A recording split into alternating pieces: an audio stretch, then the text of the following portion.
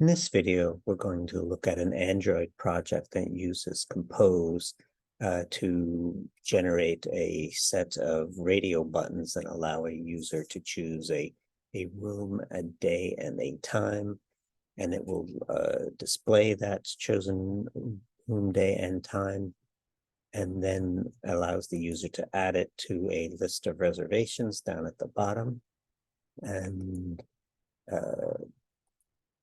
different days and times can be shown, but if you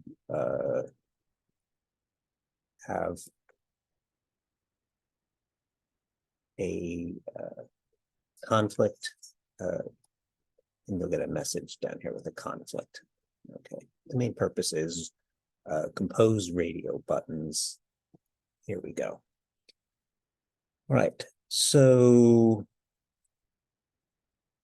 one of the first things we see here is that I am using this remember. I tend to call it like a state variable, and this state variable for the reservations is a list of strings. So we saw that here. These are the reservations, and they're ultimately displayed down here using like a join method.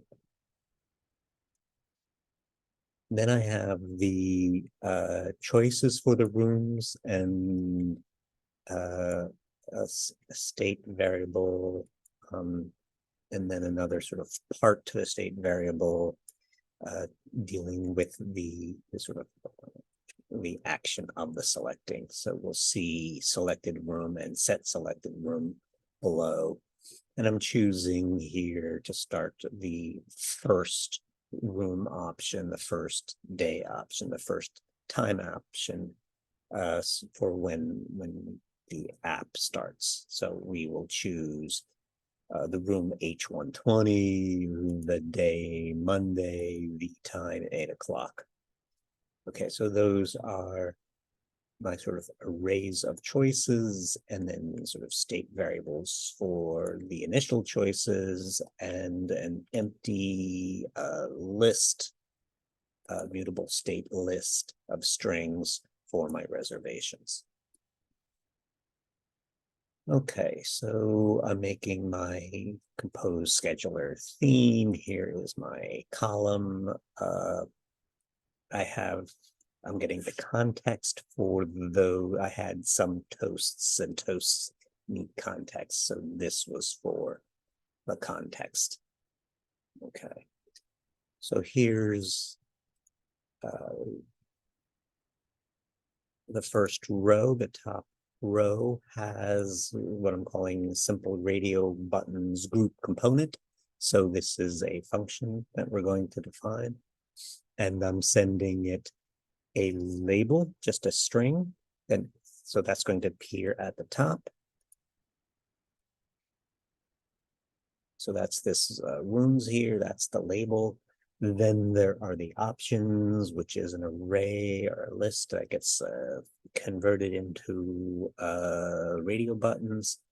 And then I'm sending it these select things, these dealing with the mutable state part. And then I'm doing that for the rooms, the days, and the times all in a row, so they are all lined up in this one row at the top.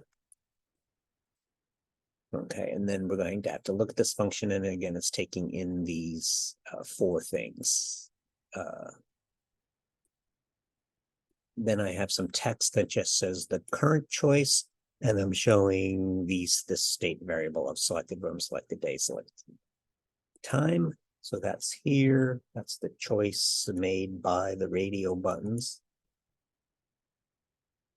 And then I have, next thing down, I have a button. And that button's on click. It's saying if the reservations, that mutable list, if it contains this string made by those individual mutable variables, or the mutable states, if this list contains that, then I'm toasting conflict because I already have that that room, that day, that time in my list of reservations. Otherwise, I'm going to add it to my list of reservations. And the button has a modifier to get me a little space above and below. So we see there's a little space above and below the button. That was that modifier. I have a text here to, that's the text of the button, add reservation. Then I have a text just by itself that says list of reservations, that's bold. There it is. And then I have another text that is taking that mutable list and using the join to string with a separator of an escape sequence for the new line. And so that's taking my list of reservations and turning it into a list with a new line separator. Okay. So what's left is, of course, is everything was hidden in this function, simple radio buttons group component. And again, the 4 arguments, the label, just some text at the top, the set of options, and then 2 things related to what the user is choosing with these radio buttons. Okay. And this was a combination of these 2, something from Stack Overflow and something for Geeks. And then I sort of modified it a bit. Okay, but I want to cite those sources. They were very useful to me. Thank you. So the first thing is just the label, which is a string. The second thing is the set of choices, which is a list of strings. Then the selected choice is a string. And then this thing that I'm not even quite sure what to call it, but it made it work. So it is about sort of the choosing of the string, and let me not say more because I'm confused about that, but I made something work, so I'm moving on.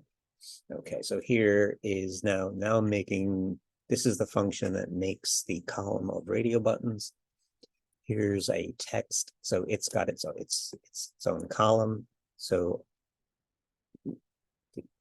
these were all made in a column. There's the column. There's the text at the top, which was the label with a font weight of bold.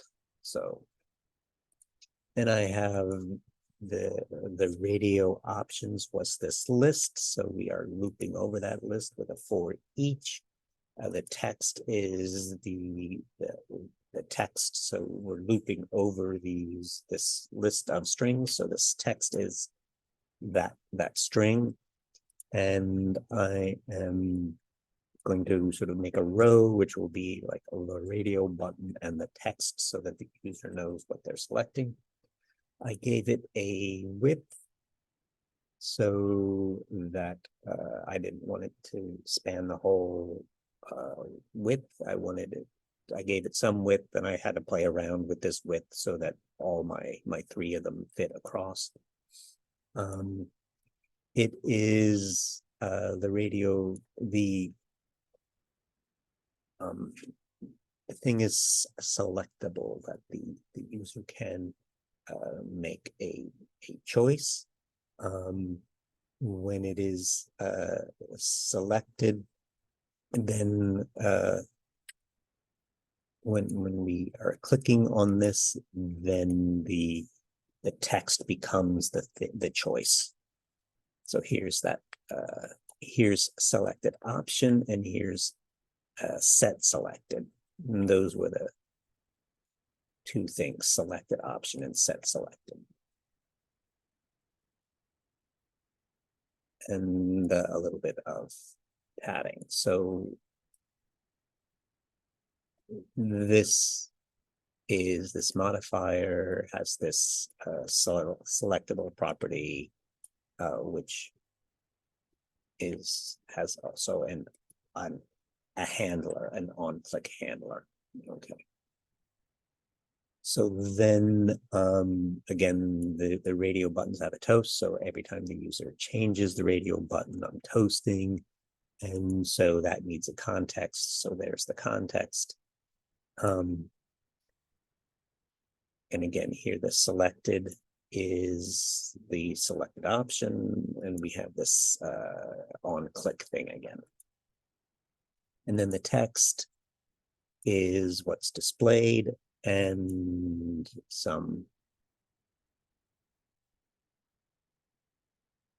I needed the radio buttons and the text got sort of misaligned, and this this top here sort of pushed the writing down, so it at least in my mind was better aligned with the radio button.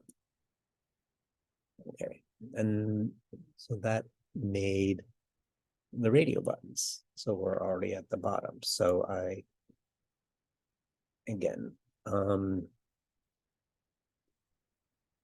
combined these two to come up with this function. This function is outside of the main activity, so it was hard to send it the mutable states. That's what this was all about, to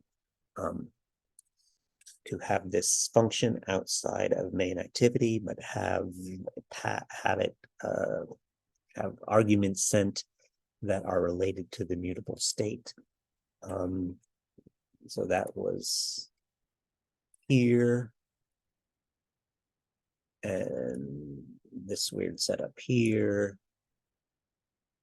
and then where was it? Here it doesn't look so bad when it's called, but it was.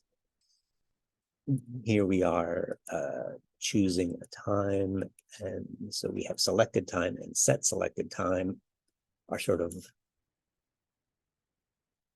two parts sort of the same thing, but we need them to be of different types and do different things for us, and so we have to pass them both to our function.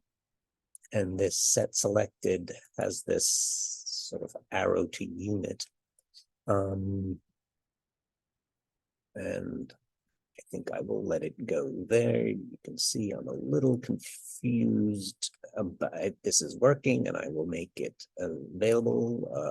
A link in the comments, maybe not a link, but the URL in the comments, which you can copy and get the code. But combining these two to make a more generalized function that could that I can work with, do something beyond, some of the examples were just choosing things and toasting, but not doing anything else. I'm doing something else with my reservation button. That made me have to work a little bit harder with this function. The Stack Overflow is helpful for that. And I will end there. Thanks for your attention.